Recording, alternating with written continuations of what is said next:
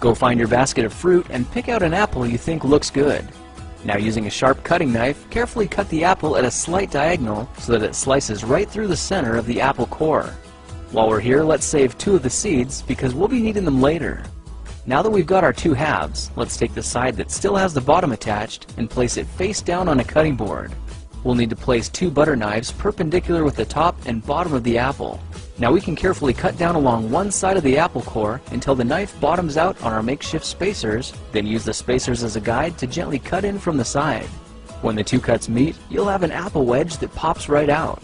And while we're here, let's cut a piece from the other side the same way. Now our goal with these is to cut out 3 more L-shaped wedges about a 1/4 inch thick. And this time, rather than cutting in sideways toward your fingers, try turning the piece over so you can cut downward and meet the first cut at the bottom.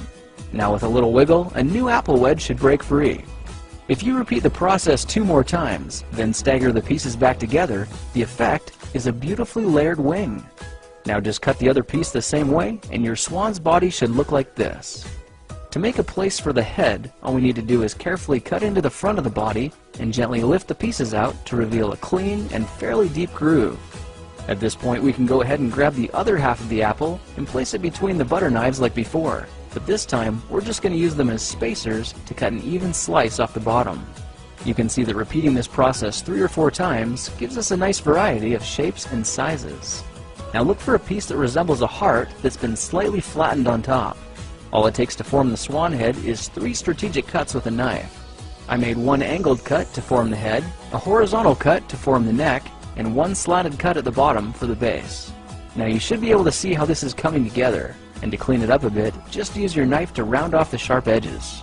All that's left now is to place the apple seeds where you think the eyes should go, then use the side of a butter knife to press them firmly into position. When both eyes look good, simply drop the neck into place, and you're done. You've just created a beautiful and decorative apple swan. I spritzed mine with a bit of lemon juice to help prevent it from turning brown, then put it on display to show off for our dinner guests later that night. If you try using different apples, you'll get a nice contrast of colors, and every bird will look a little bit different.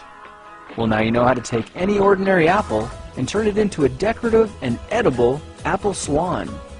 If you like this project, perhaps you'll like some of my others. Check them out at thekingofrandom.com.